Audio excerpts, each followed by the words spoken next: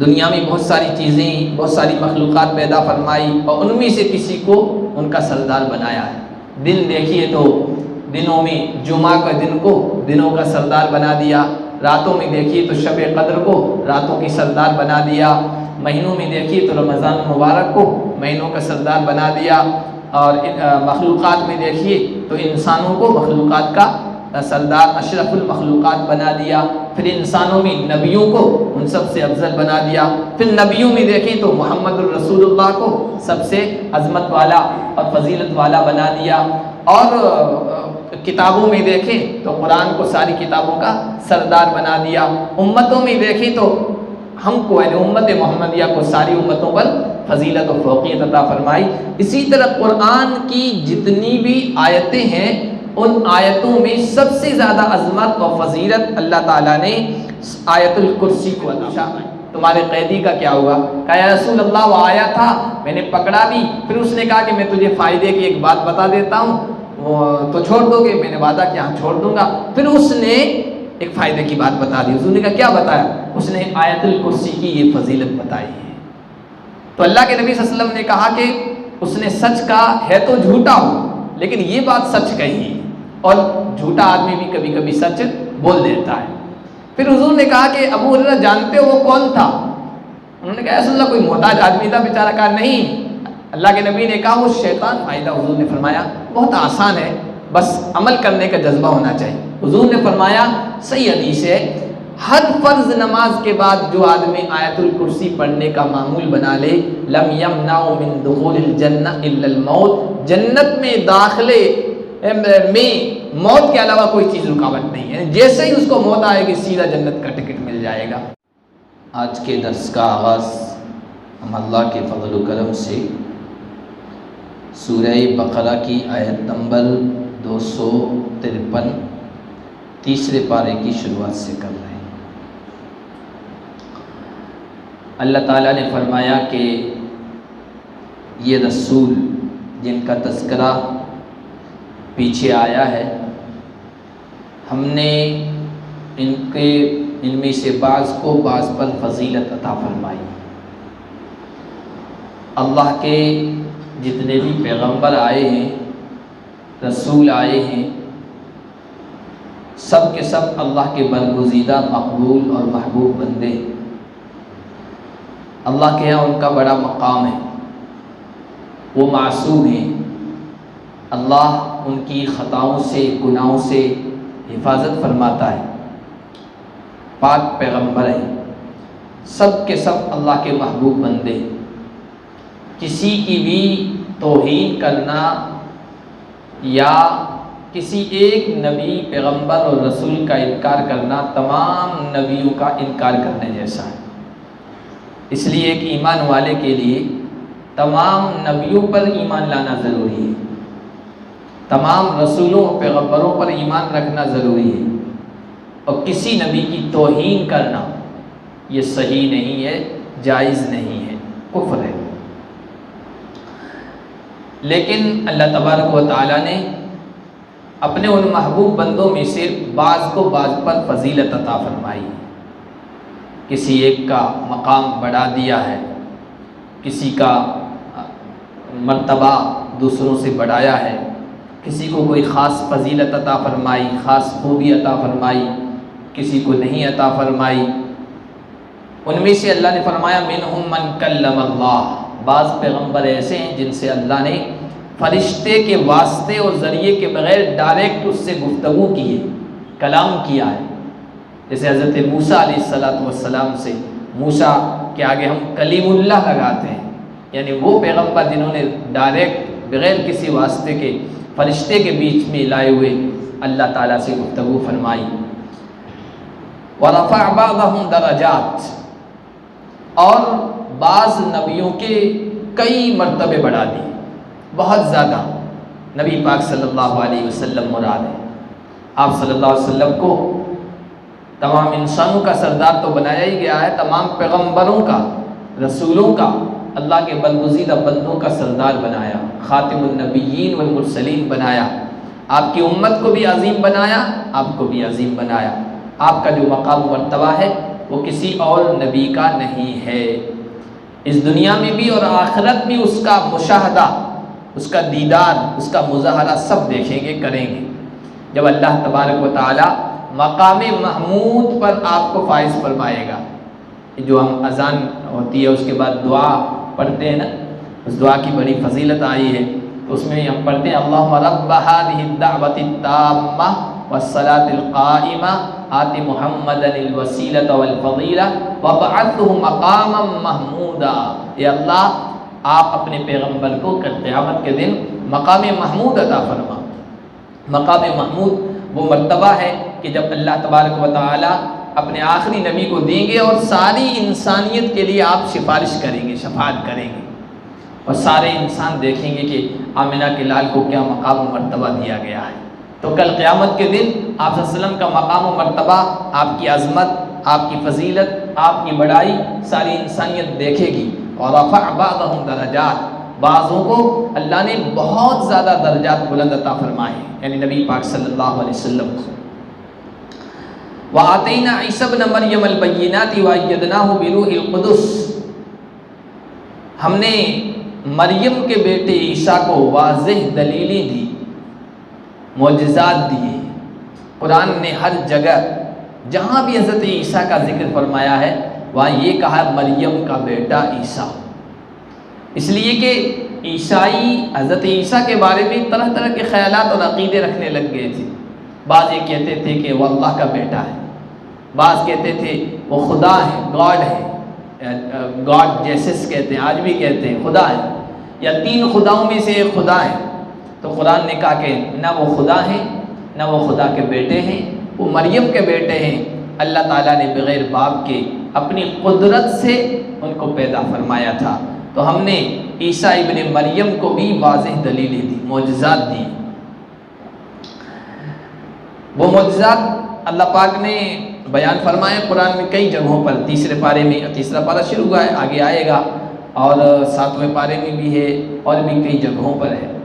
حضرت عیسیٰ علیہ السلام مردوں کو زندہ کر دیتے تھے، نابیناؤں کو بینا کر دیتے تھے، اور کوڑ کا مرض اس زمانے میں لا علاج تھا، اس کا کوئی علاج نہیں تھا، لا علاج بیماروں کو بالکل بھلا چنگا درست تندرست کر دیتے تھے۔ مٹی کی چڑیا بنائی، پرندہ بنایا، اس کو ہاتھ پہ یوں رکھا پھونکتے تھے اور وہ اڑ جاتی تھی۔ کوئی آدمی گھر سے کیا کھا کر آیا ہے، اللہ تعالیٰ غیب کے ذریعے سے ان کو بتا دیتے تھے، وہ بتا دیتے تھے تم گھر سے آج یہ چیزیں کھا کے آئے ہو، ما تاکلون فی بیوتکم، قرآن نے کہا ہے۔ تو یہ معجزات تھے حضرت عیسیٰ علیہ السلام کی جو اللہ فرما رہے ہم نے ان کو دیے، اور روح القدس سے ہم نے ان کی تائید کی، ان کو مضبوط کیا۔ روح القدس سے مراد حضرت جبرائیل علیہ السلام ہے، ہر وقت حضرت عیسیٰ کے ساتھ محافظ کے طور پر حفاظت کے لیے ان کے ساتھ رہا کرتے تھے، ان کو مضبوطی عطا کیا کرتے تھے۔ وَلَوْ شَاءَ اللَّهُ مَا اقْتَتَلَ الَّذِينَ مِن بَعْدِهِم مِّن بَعْدِ مَا جَاءَتْهُمُ الْبَيِّنَاتُ، اللہ فرما رہے ہیں ہم نے نبیوں پیغمبروں کو بھیجا، ان کو واضح دلیلیں دی، ان کی تعلیمات صاف ستھری تھی، ہر ایک کے سمجھ میں آنے والی تھی۔ تو ذہنوں میں یہ آتا ہے کہ پھر لوگوں نے مانا کیوں نہیں، تسلیم کیوں نہیں کیا؟ آخری نبی، آخری پیغمبر محمد الرسول اللہ صلی اللہ علیہ وسلم تو نبیوں کے سردار ہیں، پھر ان پر لوگ ایمان کیوں نہیں لائے؟ کچھ لے آئے، کچھ نہیں لے آئے۔ تو اللہ فرما رہے ہیں اگر اللہ چاہتا تو بعد کے لوگ ان کے پاس واضح دلیلیں آنے کے بعد آپس میں لڑتے نہیں، جھگڑتے نہیں، ولیکن اختلفوا، لیکن انہیں آپس میں اختلاف کیا، اور ان میں سے کچھ لوگ ایمان لے آئے، کچھ لوگوں نے انکار کیا۔ اگر اللہ چاہتا تو وہ آپس میں جھگڑتے نہیں، لیکن اللہ جو چاہتا ہے کرتا ہے۔ کہنے کا مقصد یہ ہے کہ اگر اللہ چاہتا نا سب کو ایمان پر مجبور کر دیتا، سب کو ہدایت پر مجبور کر دیتا، سب کو صحیح بات سمجھا دیتا اور اس پر لے آتا۔ وَلَوْ شَاءَ لَهَدَاكُمْ أَجْمَعِينَ، قرآن میں فرمایا اللہ نے اگر اللہ چاہتا سارے لوگوں کو ہدایت پر لے آتا، مجبوراً آنا ہی پڑتا، لیکن وہ مجبوری والا ایمان رہتا۔ اللہ یہ نہیں چاہتے۔ اللہ نے اس دنیا کو دار الامتحان بنایا ہے۔ امتحان یعنی پرکھ کی جگہ، آزمائش کی جگہ، ایگزام کی جگہ ہے۔ اللہ نے یہ تو بتا دیا ہے کہ دیکھو ہدیناہ النجدین، دونوں راستے بتا دیے، یہ خیر کا راستہ ہے، یہ شر کا راستہ ہے، یہ بھلائی کا راستہ ہے، یہ برائی کا راستہ ہے، یہ شیطان والا راستہ ہے، یہ رحمان والا راستہ ہے، اور یہ نیکی کا راستہ ہے، یہ برائی کا راستہ ہے، یہ فائدے والا راستہ ہے، یہ نقصان والا راستہ ہے۔ اب تمہاری مرضی، تم کس پر چلتے ہو، آپشن تم ہی دے دیا ہے، کس آپشن کو تم قبول کرتے ہو۔ اگر اللہ چاہتا تو بس نیکی والے راستے پر سب کو لگا دیتا، تو پھر انسان کا خود کا کیا اختیار ہوتا، وہ تو مجبوراً ایمان لے آتا، مجبوراً نیکی کو اپناتا۔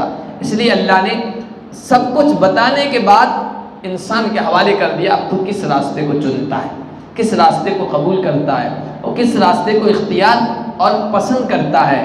اللہ نے عقل دی، سوچنے سمجھنے کی صلاحیت دی، قوت دی، اب تو اپنی اس عقل کو استعمال کر کے کون سا راستہ اپناتا ہے یہ تیرے حوالے کر دیا ہے، تاکہ کل قیامت کے دن جزا و سزا کا معاملہ ہو سکے۔ اللہ مجبور کر دیتا تو جزا اور سزا کا معاملہ کہاں سے ہوتا، تیرے حوالے کر دیا ہے۔ اب اچھا کرے گا تو وہاں جزا ملے گی، بدلہ ملے گا اچھا، اور برا کرے گا تو سزا ملے گی۔ تو اللہ نے سب کچھ سمجھانے کے بعد اختیار دے دیا ہے۔ اللہ چاہتا سب کو مجبور کر دیتا ایمان پر۔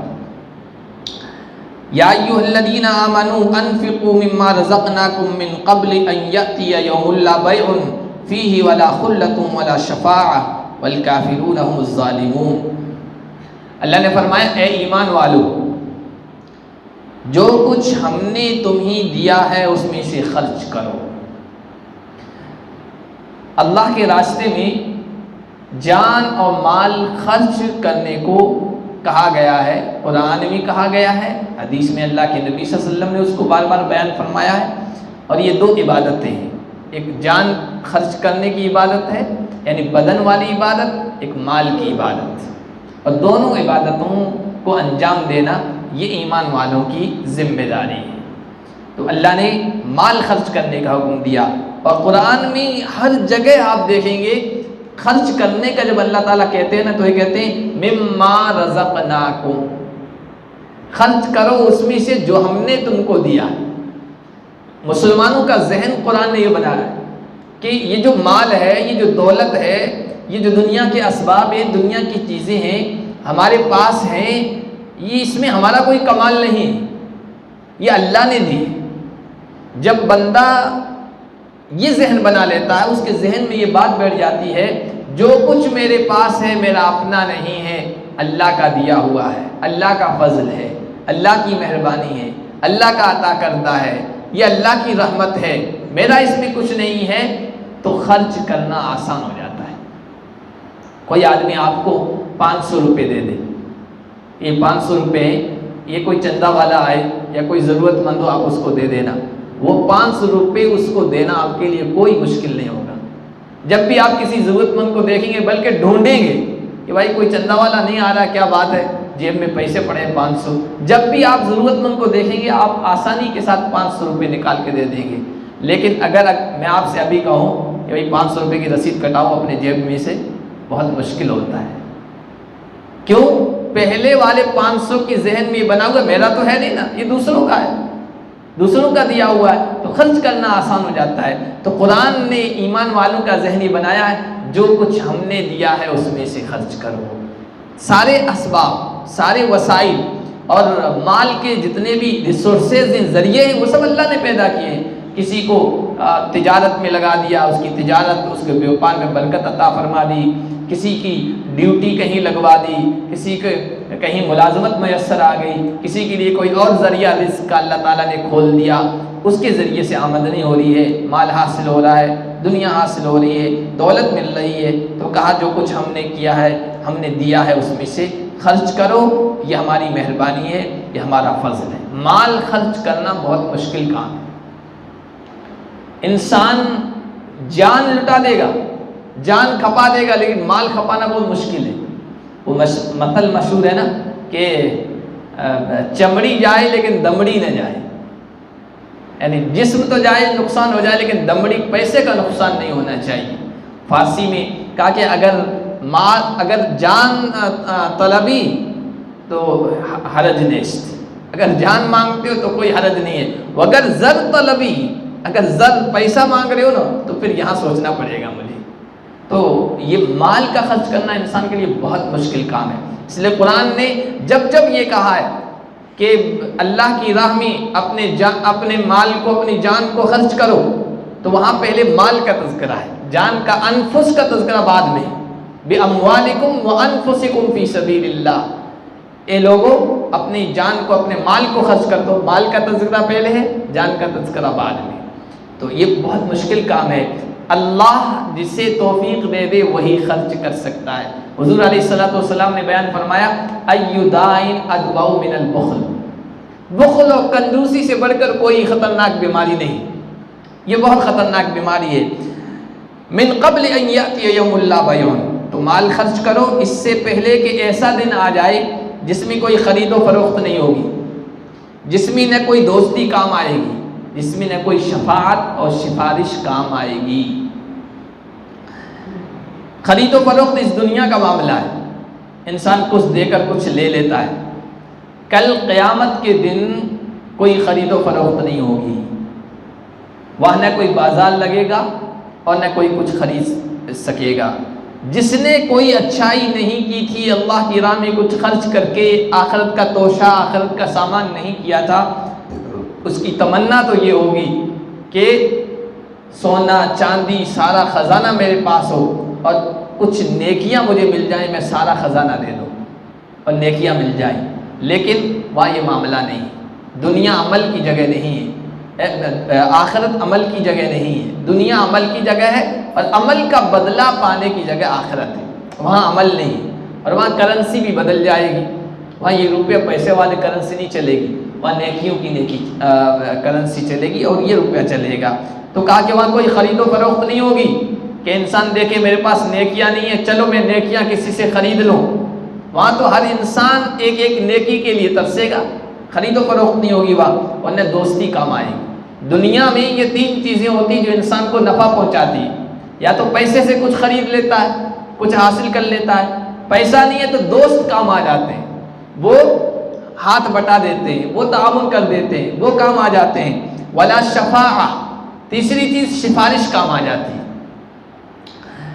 سفارش کام آ جاتی ہے۔ دنیا میں ہم دیکھتے ہیں کہ بڑے بڑے مجرم منتریوں نے ان کی سفارش کر دی، وہ چھوٹ کے آ گئے، بڑے بڑے گھپلے کیے ہوئے ہیں، بڑا بڑا نقصان کیا ہوا ہے، لیکن چونکہ پاورفل آدمی نے ان کی سفارش کر دی، وہ چھوٹ کے آ گئے۔ تو انسانوں کے ذہنوں میں یہ بیٹھا ہوا ہے کہ یہ چیزیں کام آتی ہے، قیامت کے دن ان میں سے کوئی چیز کام نہیں آئے گی۔ مشرک شرک کرنے والے یہ سمجھتے تھے کہ جن بتوں کی ہم عبادت کرتے ہیں، جن کو ہم پکارتے ہیں، یہ کل قیامت کے دن ہمارے لیے سفارشی بن جائیں گے، اللہ کے عذاب سے چھڑا لیں گے، نجات دے دیں گے۔ تو اللہ نے اس کی بھی نفی کر دی۔ آگے آیت الکرسی آ رہی ہے، یہ آیت ختم ہونے کے بعد پھر آیت الکرسی شروع ہو رہی ہے، اس میں وہاں شفاعت کا، سفارش کا خاص طور پر تذکرہ ہے۔ کسی کی سفارش وہاں کام نہیں آئے گی اللہ کی مرضی اور اللہ کی چاہت اور اس کی رضامندی کے بغیر۔ والکافرون هم الظالمون، اور کافر لوگ ہی ظالم ہیں، جو انکار کر رہے ہیں نبیوں کا، رسولوں کا، محمد الرسول اللہ کا، اللہ کی آخری کتاب کا، قرآن کا، یہ اپنے اوپر ظلم کرنے والے ہیں، اور اس ظلم کا پتہ اور اس کا انجام انہیں کل قیامت کے دن ہوگا۔ آگے آیت الکرسی شروع ہو رہی ہے۔ اللہ لا الہ الا هو الحی القیوم، سب سے معروف و مشہور آیت ہے، دنیا میں جتنے بھی اہل ایمان ہیں اکثر کو یہ آیت یاد ہے، اور اس کی جو فضیلت ہے وہ بھی اکثر کو پتہ ہے۔ قرآن کریم میں سب سے عظمت والی آیت ہے،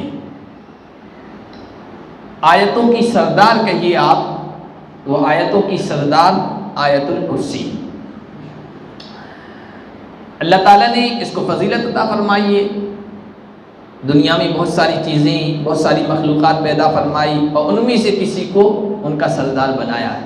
دن دیکھیے تو دنوں میں جمعہ کا دن کو دنوں کا سردار بنا دیا، راتوں میں دیکھیے تو شب قدر کو راتوں کی سردار بنا دیا، مہینوں میں دیکھیے تو رمضان مبارک کو مہینوں کا سردار بنا دیا، اور مخلوقات میں دیکھیے تو انسانوں کو مخلوقات کا سردار اشرف المخلوقات بنا دیا، پھر انسانوں میں نبیوں کو ان سب سے افضل بنا دیا، پھر نبیوں میں دیکھیں تو محمد الرسول اللہ کو سب سے عظمت والا اور فضیلت والا بنا دیا، اور کتابوں میں دیکھیں تو قرآن کو ساری کتابوں کا سردار بنا دیا، امتوں میں دیکھیں تو ہم کو یعنی امت محمدیہ کو ساری امتوں پر فضیلت و فوقیت عطا فرمائی۔ اسی طرح قرآن کی جتنی بھی آیتیں ہیں ان آیتوں میں سب سے زیادہ عظمت و فضیلت اللہ تعالیٰ نے آیت الکرسی کو عطا فرمائی۔ حضرت ابی بن کعب رضی اللہ تعالیٰ عنہ صحابی ہیں، قرآن کے ماہر تھے، قرآن کی قرأت کے، قرآن کے اسرار، رموز، باریکیوں اور نکات کے وہ بڑے ماہر تھے، اور اللہ کے نبی نے قرآن کے اندر مہارت کی ان کو سند عطا فرمائی، اللہ کے نبی نے اس کی تعریف فرمائی۔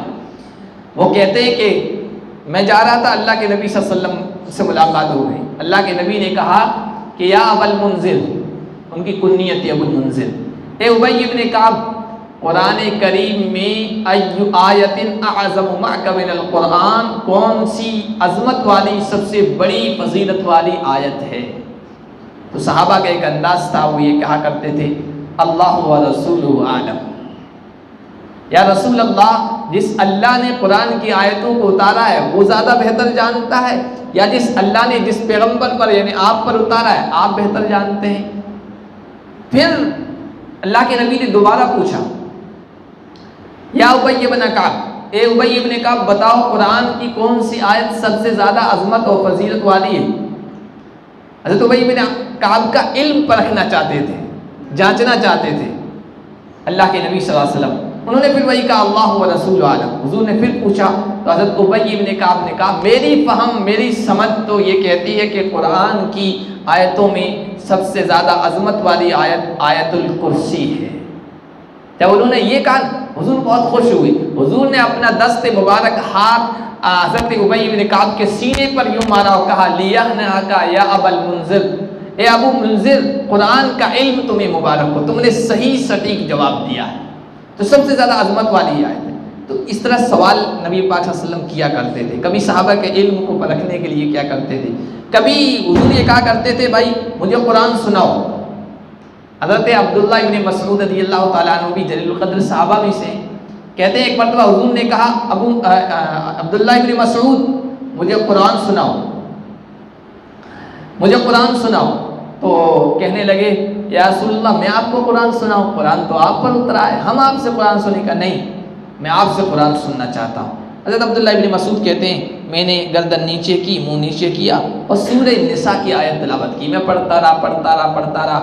ایک آیت ہے سورہ نساء میں فَكَيْفَ إِذَا جِئْنَا مِن كُلِّ أُمَّةٍ بِشَهِيدٍ وَجِئْنَا بِكَ عَلَىٰ هَٰؤُلَاءِ شَهِيدًا، کہ اس وقت کیا حال ہوگا جب قیامت کے دن ہر امت میں سے ہم ایک گواہ یعنی پیغمبر کو لے آئیں گے، اور پھر ان سارے انسانوں پر اور نبیوں پر ہم ایک گواہ یعنی آپ کو محمد رسول اللہ کو سب پر گواہی کے لیے بلائیں گے۔ اس وقت کا کیا عالم ہوگا، منظر ہوگا۔ حضور کی فضیلت تھی، حضور کا مقام و مرتبہ بیان کیا جا رہا تھا۔ حضرت عبداللہ ابن مسعود کہتے ہیں حسبک الآن، حضور نے مجھے کہا بس بس بس بس بس کرو۔ کہتے ہیں میں نے یوں سر اٹھایا، آنکھیں اٹھائی تو دیکھا کہ حضور کی آنکھوں سے آنسو بہ رہے تھے، اور آنسو خوشی کے تھے کہ مکہ کے ایک یتیم کو اور آمنہ کے ایک لال کو، غریب کو اس دن اللہ پاک یہ مقام عطا فرمائیں گے۔ تو صحابہ سے حضور پوچھا کرتے تھے، حضرت ابی بن کعب سے بھی پوچھا تو انہوں نے کہا اعظم آیت، بڑی آیت آیت الکرسی ہے۔ ایک اعظم آیت عظمت والی آیت تو یہ ہے آیتوں کی سردار، لیکن سورتوں کی سردار سورہ اخلاص، 114 سورتوں میں سے سب سے زیادہ عظمت والی سورت سورہ اخلاص ہے۔ ایک صحابی تھے، ان کو اللہ کے نبی صلی اللہ علیہ وسلم نے لشکر میں سردار بنا کر بھیجا، وہ امامت کیا کرتے تھے لشکر کے دوران، جنگ کے دوران، اور سورہ فاتحہ کے بعد سورت پڑھتے تھے، سورت پڑھنے کے بعد ہر رکعت میں سورہ اخلاص ملاتے تھے، قل هو اللہ احد قل هو اللہ احد۔ لوگوں نے کہا کہ سورہ فاتحہ پڑھ لیتے ہیں، سورت پڑھ لیتے ہیں، اب الگ سے سورہ اخلاص آپ کو ملانے کی کیا ضرورت، اس لیے مت پڑھو۔ لوگوں نے کہا پیچھے والوں نے، لیکن وہ مانے نہیں کہ میں تو پڑھتا رہوں۔ جب لشکر واپس آیا اللہ کے نبی سے شکایت کی، یا رسول اللہ ہر رکعت میں خواہ مخواہ یہ سورہ اخلاص پڑھتے تھے۔ حضور نے پوچھا بھائی ہر رکعت میں سورت ملا دیتے تھے، پھر تم سورہ اخلاص کیوں پڑھتے تھے؟ انہوں نے کہا کہ اس سورت میں رحمان کی صفات، اللہ کی توحید بیان کی گئی ہے البیل انداز سے، اللہ احد اللہ الصمد لم یلد، مجھے بہت پسند ہے رحمان کی صفت اور توحید کو بیان کرنا، اس لیے اس صورت سے مجھے محبت ہے۔ تو حضور نے فرمایا رحمان کی صفات والی توحید والی صورت کو تم پسند کرتے ہو، اس سے محبت ہے تمہیں، تو رحمان بھی تم سے محبت کرتا ہے۔ ایک اور صحابی تھے، ان کو غالباً مسجد قباء جو ہے، مسجد قباء میں امام بنایا تھا حضور نے، ان کا بھی یہی معمول تھا۔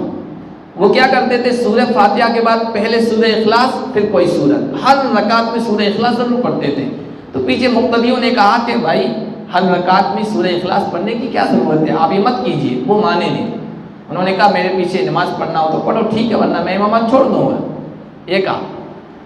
تو چونکہ وہ سب سے زیادہ علم والے تھے، اچھائیوں والے تھے، لوگ چاہتے تھے کہ ان کے علاوہ کوئی اور امام نہ بنے، لیکن خواہ سورہ اخلاص بار بار پڑھتے ہیں۔ انہوں نے حضور سے شکایت کی، تو حضور نے ان کو بلایا، کہا کہ تم سورہ اخلاص ہر رکعت میں کیوں پڑھتے ہو؟ انہوں نے یہی بات کی کہ اس میں اللہ کی توحید کو بیان کیا گیا، اللہ کی عظمت کو بیان کیا گیا ہے، اور مجھے اس صورت سے بڑی محبت ہے، اس لیے ہر رکعت میں پڑھتا ہوں۔ یہ بخاری شریف میں آیا، اور ابھی کل ہی ہم نے اس کو پڑھا بخاری شریف میں۔ حضور نے فرمایا حبک ایہا ادخلک الجنہ، تمہاری اس صورت سے محبت نے تجھے جنت میں داخل کر دیا۔ تو سب سے عظمت والی صورت سورہ اخلاص، اور آیتوں کی سردار و آیتوں میں سب سے زیادہ عظمت والی آیت الکرسی، اس کی بڑی فضیلت ہے۔ فضیلت آج بیان کر کے بات ختم کرتا ہوں۔ بخاری شریف میں کئی جگہ امام بخاری اس کو لے آئے۔ اس کی خصوصیت یہ ہے کہ شیطان اور جنات سے ہی حفاظت کرتے ہیں۔ جس گھر میں پڑھی جائے جنات اور شیاطین سے حفاظت ہوتی ہے۔ بستر پر انسان سونے کے لیے آئے اور اس کو پڑھ لے تو پوری رات اللہ کی طرف سے فرشتہ حفاظت کرتا ہے، محافظ اور باڈی گارڈ بنتا ہے۔ روایت یہ ہے کہ حضرت ابو ہریرہ رضی اللہ تعالیٰ عنہ کہتے ہیں ایک مرتبہ صدقے کا مال آیا، اس میں بہت ساری کھجوریں آئیں، ڈھیر تھا کھجوروں کا۔ حضور نے کہا ابو ہریرہ جاؤ رات میں اس ڈھیر کی حفاظت کرنا ہے، تمہاری ذمہ داری ہے۔ حضرت ابو ہریرہ کہتے ہیں میں رات میں وہاں گیا، چارپائی وپائی جو بھی لگائی ہوگی حفاظت کرنے لگ گیا۔ کچھ رات گزری تھی، دیکھا کہ ایک آدمی آیا، بورا لے کے آیا ہے اور کھجوریں بورے میں بھر رہا ہے۔ میں نے اس کو پکڑا، پکڑنے کے بعد کہا کہ تجھے اللہ کے نبی کے پاس لے جاؤں گا، تو چوری کر رہا تھا اور اللہ کے نبی کے یہاں فیصلہ ہوگا جو بھی ہوگا۔ وہ رونے لگا، اپنی محتاجگی، فقر و فاقہ، اپنی ضرورت کو بیان کرنے لگا کہ میں محتاج ہوں، میرے بچے ہیں وہ بھی بھوک سے تڑپ رہے ہیں، اس لیے مجھے مجبوری ہے، مجھے چھوڑ دو۔ وہ کہتے ہیں مجھے ترس آ گیا، میں نے اس کو چھوڑ دیا۔ ادھر یہ معاملہ ہو رہا تھا، ادھر وحی آ گئی اللہ کے نبی صلی اللہ علیہ وسلم پر، اللہ نے بتا دیا ابو ہریرہ کے ساتھ یہ معاملہ ہے۔ صبح فجر کی نماز پڑھنے آئے، حضور نے پوچھا یا ابا ہریرہ ما فعل اسیرک البارحہ، ابو ہریرہ رات میں تمہارا جو قیدی تھا اس کا کیا معاملہ ہے؟ حضرت ابو ہریرہ کہتے ہیں حضور کو کیسے پتہ چل گیا؟ پھر بتایا رسول اللہ ایسا آدمی آیا تھا، میں نے اس کو پکڑا لیکن وہ رونے لگا، مجھے اس پر ترس آ گیا، میں نے چھوڑ دیا۔ حضور نے کہا وہ کل آئے گا۔ پھر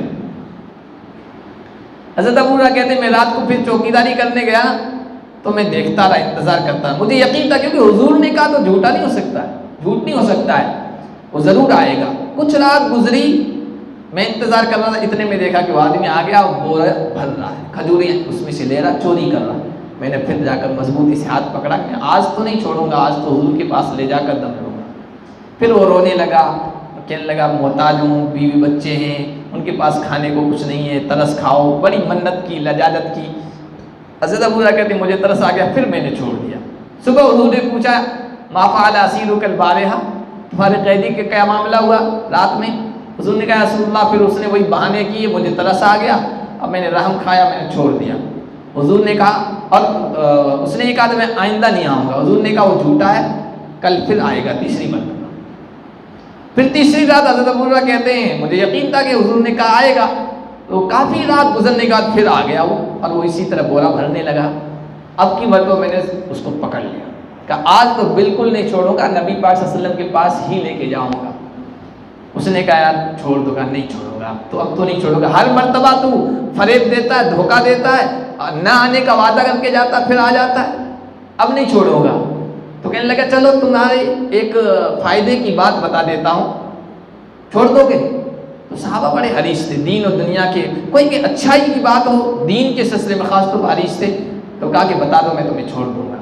اس نے کہا کہ قرآن کریم میں آیت الکرسی یہ تم پڑھ لو گے، جس چیز پر پڑھو گے اللہ کی طرف سے تمہارے لیے حفاظت کرنے والا تیار ہوگا، اور تمہیں پھر جنات اور شیطان یہ کوئی نقصان نہیں پہنچا پائے گا۔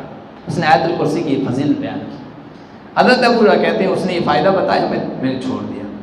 میں آیا اللہ کے نبی صلی اللہ علیہ وسلم کے پاس، حضور نے پھر پوچھا تمہارے قیدی کا کیا ہوا؟ کہا یا رسول اللہ وہ آیا تھا، میں نے پکڑا بھی، پھر اس نے کہا کہ میں تجھے فائدے کی ایک بات بتا دیتا ہوں تو چھوڑ دو گے؟ میں نے وعدہ کیا چھوڑ دوں گا۔ پھر اس نے ایک فائدے کی بات بتا دی، حضور نے کہا کیا بتایا؟ اس نے آیت الکرسی کی یہ فضیلت بتائی ہے۔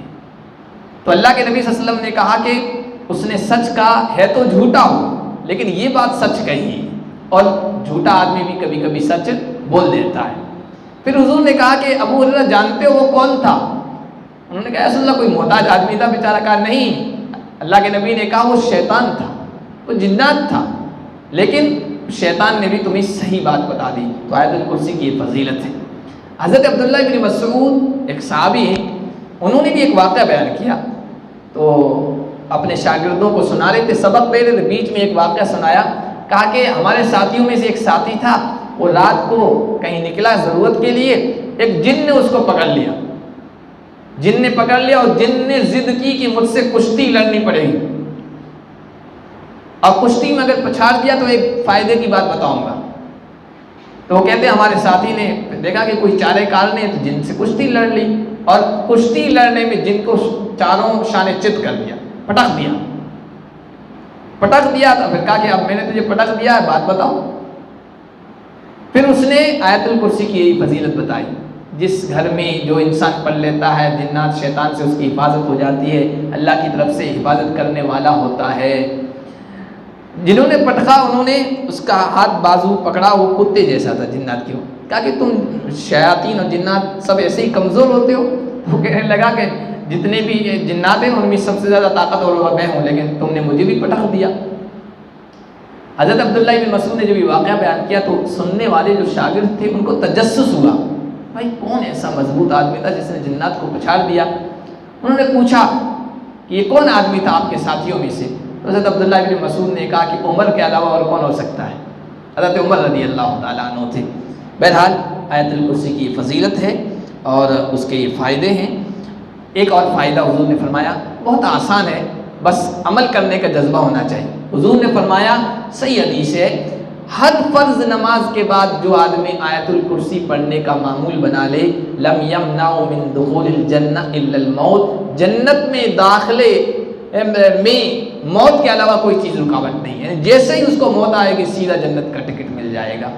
آسان ہے لیکن ہم توجہ نہیں دے پاتے ہیں، بڑی فضیلت ہے۔ اللہ پاک ہم سب کو اس آیت کی عظمت اور فضیلت سمجھنے کی اور اس پر عمل کرنے کی توفیق عطا فرمائے۔